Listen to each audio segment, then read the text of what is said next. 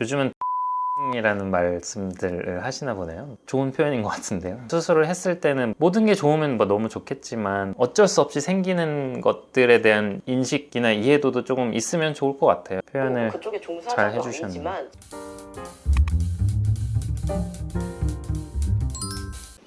안녕하십니까, 에이트 성형외과 조호영입니다.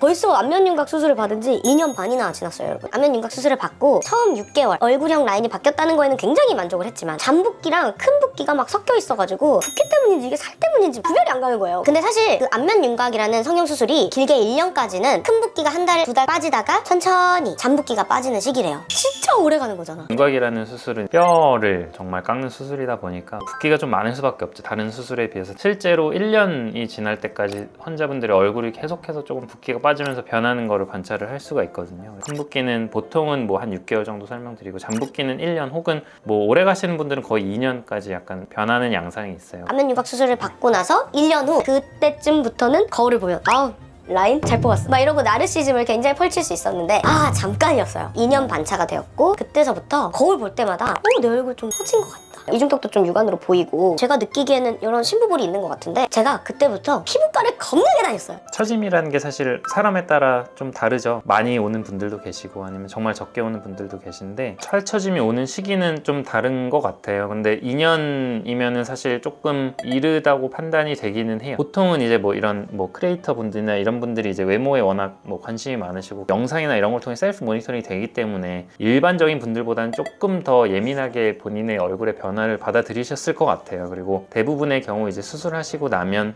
달라진 내 모습, 그러니까 뭔가 발전한 내 모습, 예뻐진 내 모습이 딱 이제 프레임에 딱 들어오게 되고, 그때부터는 이제 수술 전은 잊어버리고 이게 이제 나의 퍼펙트한 모습이야 라고 이제 프레임을 세워놓고 이제 그 다음에 조금씩 이제 처지고 이런 거에 대해 조금 예민하게 받아들이신 분들이 계신 것 같고, 반대로 또 그거에 대해 조금 둔한 분들도 계시고, 수술하고 나면은 그거에 대해 내가 어느 정도로 계속 신경 써서 관리를 해주느냐는 사실 개인에 달렸다고 보고요. 그거를 뭐 안 했을 때 누가 보면 막 너무 처진 것 같아, 뭐 윤곽해서 너무 처졌나 봐 이렇게 느끼는 사람들 사실 별로 없거든요. 결국에 이제 본인의 만족을 위해 어느 정도의 관리가 들어가는 요소들도 있는 것 같아요. 그래서 사실 이게 알고 보니까 제가 살이 찐 게 아니고 안면윤곽의 부작용이자 반작용인 처짐이었습니다. 요즘은 반작용이라는 말씀들을 하시나 보네요. 좋은 표현인 것 같은데요. 수술을 했을 때는 모든 게 좋으면 뭐 너무 좋겠지만 어쩔 수 없이 생기는 것들에 대한 인식이나 이해도도 조금 있으면 좋을 것 같아요. 표현을 그쪽에 잘 종사자도 해주셨네요. 아니지만 근데 안면윤곽은 정말 살처짐과 볼처짐이 올 수밖에 없는 수술이더라고요. 그게 물론 4가지 정도의 변수가 있다고 해요. 나이, 피부의 탄력도, 피부의 두께, 볼, 삭제. 윤곽 수술을 받았을 때 얼만큼 삭제를 했냐, 요거에 따라서도 처짐의 정도가 또 달라질 수 있다고 해요. 거의 전문가적인 수준의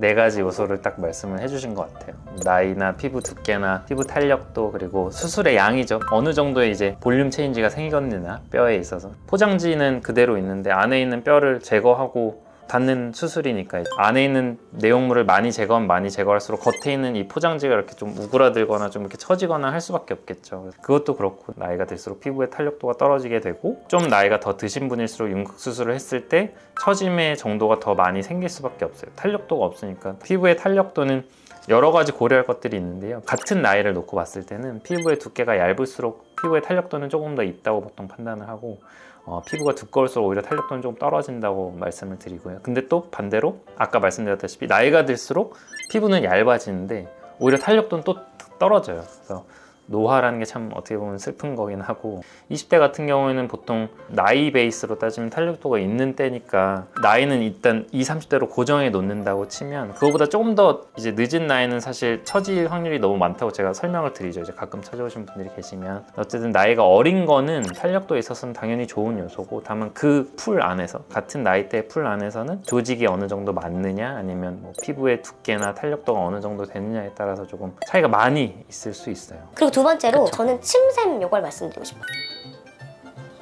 보면 이게 뼈가 아니에요, 여러분. 그리고 지방도 아니고 또 침샘입니다. 사실 이 이중턱은 광대에서부터 살이 내려와서 처진 진짜 흘러내린 살이라고 치면 여기 뭉툭한 이거는 뼈가 아니라 침샘입니다. 이중턱은 사실 광대에서부터 살이 이렇게 쳐져 내려와서 생기는 건 아니고요. 구역이 조금 달라요. 그래서 보통은 이제 윤곽 수술 후 이중턱은 이제 여기 턱뼈를 건드리게 되면 박리가 된 양들이 여기 이게 처지면서 같이 내려오는 거지 여기 있는 것들이 여기까지 내려오는 건 아니기는 하고요. 여기 있는 침샘을 가리고 있던 뼈가 있는데 이 뼈가 없어지면 당연히 침샘이 조금 더 보일 수 있죠. 나는 침샘 이거 비대한 거 너무 스트레스 받고 막 처진 거 너무 싫어 이러면은 이런 분들 같은 경우 이제 목거상을 하면서 비대해진 침샘을 같이 좀 제거하는 경우도 있고요. 그러면 이제 여기 이중턱도 좀 타이트해지고 여기 침샘 비대해진 것도 같이 이렇게 없어지는 그런 수술들도 있죠. 근데 그렇다고 해서 그거를 꼭 해야 되느냐 하면 그건 또 아니죠. 그러니까 너무 민감하게 받아들이기보다는 시술을 결정하듯이 수술을 결정함에 있어서 좀 신중하게 고려할 필요는 있지 않을까 싶습니다. 요즘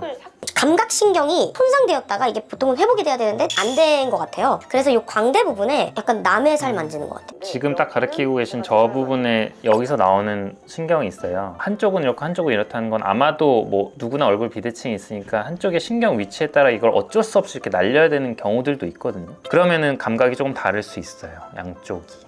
보통 감각신경은 한 3에서 6개월 정도면 다 돌아온다고 설명을 드리고요. 부득이하게 아까 말씀드린 것처럼 광대에서 신경의 위치에 따라 어쩔 수 없이 희생돼야 되는 동전 크기 요만큼의 부위 정도가 희생돼야 되는 경우들도 있지만 보통은 감각신경은 한 6개월 정도에 돌아오고 늦게 돌아오시는 분들은 1년 정도 뒤에 돌아오는 경우도 있습니다.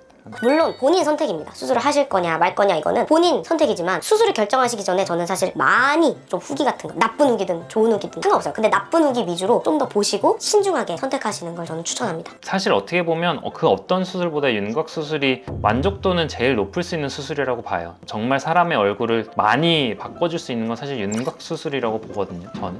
그래서 발생할 수 있는 부작용들을 다 알고 계시는 거는 좋은 자세지만 너무 걱정부터 하시진 마시고 예를 들어 고민을 하고 계시면 찾아오셔서 편하게 물어보시면 저희가 다 당연히 전문가니까 상담을 잘 해드릴 거니까요. 뭐 너무 걱정만 많이 하실 필요는 없다고 봅니다.